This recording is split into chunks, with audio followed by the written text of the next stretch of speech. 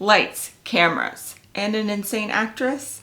Today I'm going to be talking about the scenario The Blessed Sisters in The Blessed and the Blasphemous, book published by Sons of the Singularity. The Blessed and the Blasphemous is set up as a 7-scenario campaign set in North Africa in the years leading into World War II. While this is set as a campaign, some of these scenarios can be played as standalone as well, so this is one of 2 that I played as a standalone, and it just takes a couple of adjustments to get you there. The Blessed Twin Sisters is a sandbox scenario that could take about 4 to 5 hours to complete in a one-shot setting. However, it could expand more than that if you take some of the optional routes as well. The setting is summer of 1939 in Morocco, specifically starting in the glitz and glamour of Casablanca. Investigators are invited by lawyer Helen Benatar, who by the way is a real historical figure, and she has a client that she would like all the investigators to help investigate a little bit. There was an article written recently about her client, who is an actress and had an apparent bout of acute psychosis on the film set of a movie that she was working on.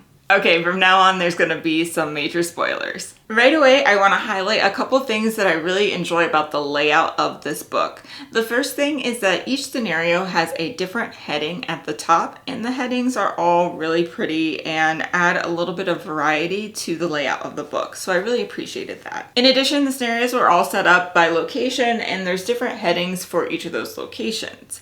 And there's really important information that makes it easier for the keeper at the table to go and reference that during gameplay. So things like what date they're likely going to be at that location, what that location is, the purpose of them being there, which is really helpful for a quick reminder as you're going through. I love the handouts section because that is a great way for me to organize and get a little bit of the blocks of stuff together as they're going to a location. So the play at the game table was a little bit more smooth because I had that reference. In addition, there is some lead-ins and lead-outs in case you're looking for what exactly is going to be bringing investigators here and what they should be hinted at to go to next.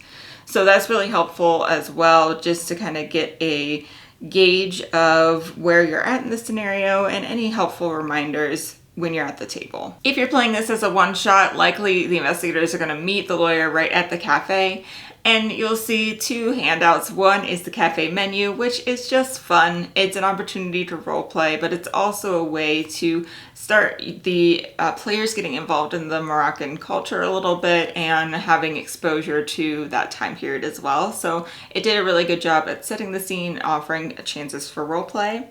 And then you'll see the newspaper article as well, which I also thought was really well done and looked pretty authentic for the time. This is then going to lead players into a sandbox scenario, and this was executed really well. I thought that there wasn't a particular order that the players needed to go in, and they were able to get clues at different locations because there was a lot of redundancy. So that was a win in my book. So let's dive in now into the actual locations that they're likely to visit. The newspaper article is written about Aisha Noor, so you're likely that the players are going to go to her villa at some point in the scenario. My players did go there first, and turns out she's having a party right now. So it was a really fun environment to play this atmosphere of her having a party. And don't forget that Aisha is addicted to both alcohol and drugs, so there's a lot of different ways that you can portray her character, and I ended up having a lot of fun with this part of the scenario. Some casual talking around, and you'll probably just hear the same story about Aisha, that we all have our troubles. It was no big deal.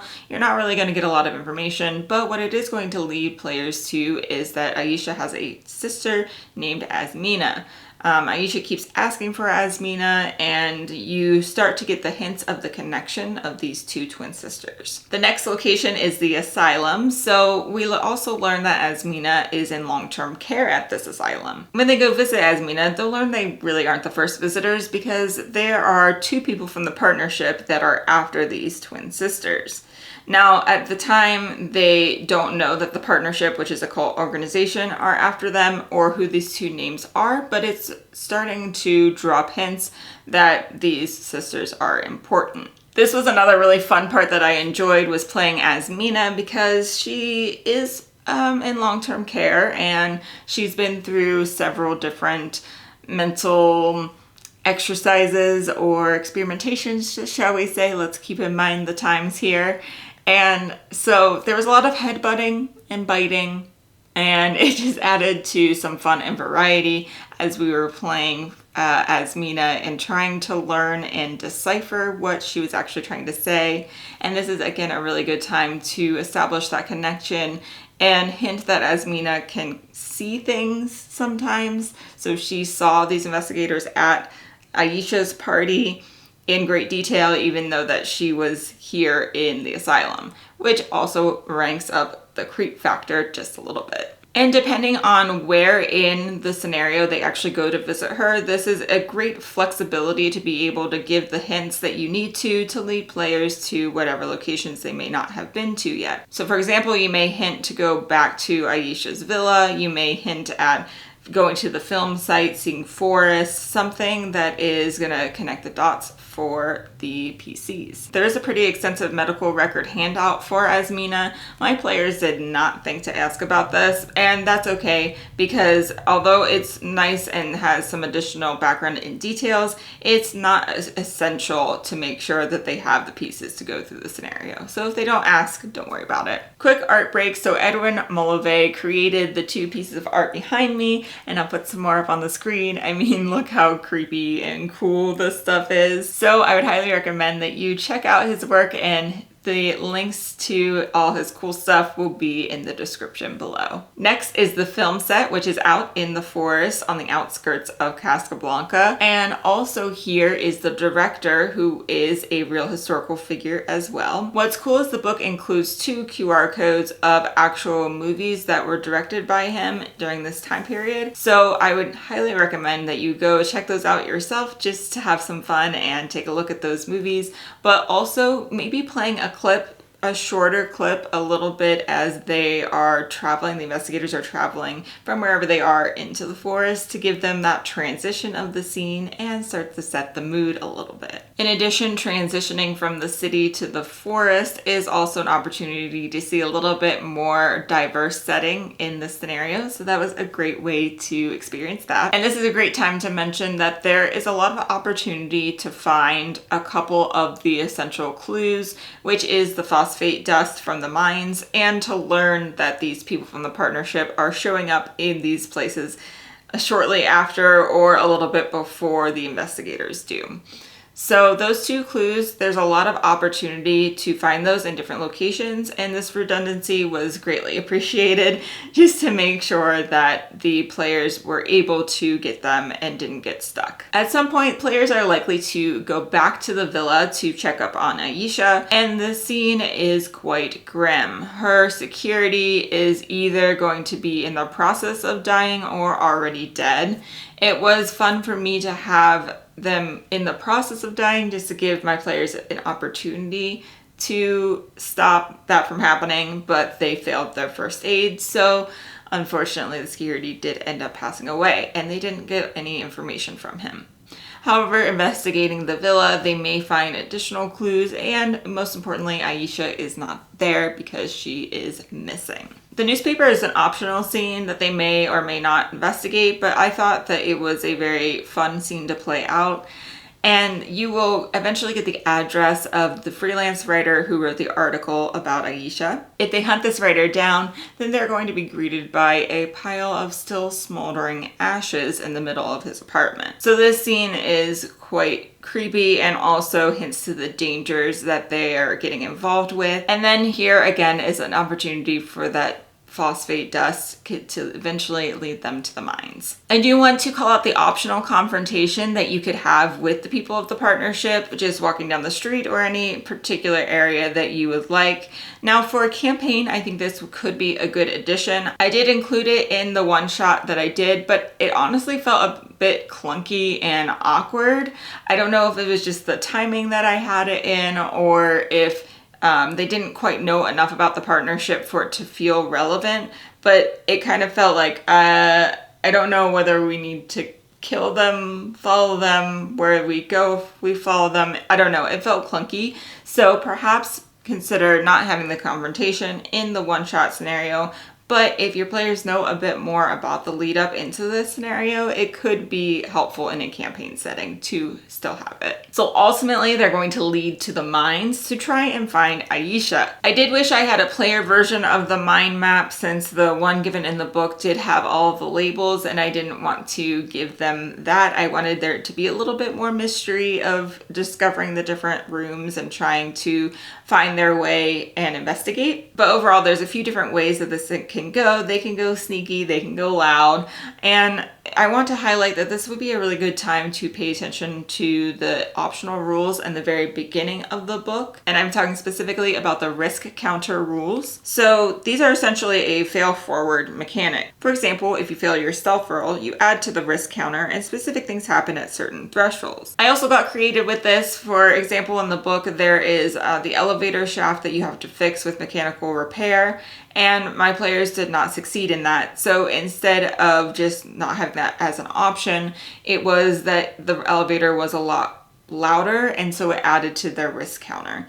So play around with it. You can have some creative uses with this to make sure that your players do successfully get to at least the bottom of the mines, and then it adds a little bit of tension as well as you're rolling some dice, like a d6 behind your screen, and ratcheting up this risk counter, which you might even put in front of your screen just to add a bit more tension for your players. Overall, the mosaic room is quite the scene. Spend a bit of time here describing what it looks like and getting your players to feel the oddness of having this artistic mosaic in mines, which is a bit strange. And this is going to be an opportunity for players to both lose a bit of sanity, but also get different descriptions of the City of Pillars depending on how they're rolling. They're also likely to encounter the Djinn here, which is a very fun fight. Some fire attacks, always a good time. And the motivation behind the partnership would be to get the players out of the mines, so it might not be a stay and fight to the death kind of situation, but it could be depending on how motivated your players are to save the sister. As written, the scenario does not have a firm resolution with the sister being able to find her, and I think that's okay for the campaign version of this, but if you're playing a one-shot, I highly recommend that you add an option for the sister to be saved. Now, whether that's successful or not, you never know based on the dice rolls and player actions, but having that opportunity does bring some more resolution to the scenario.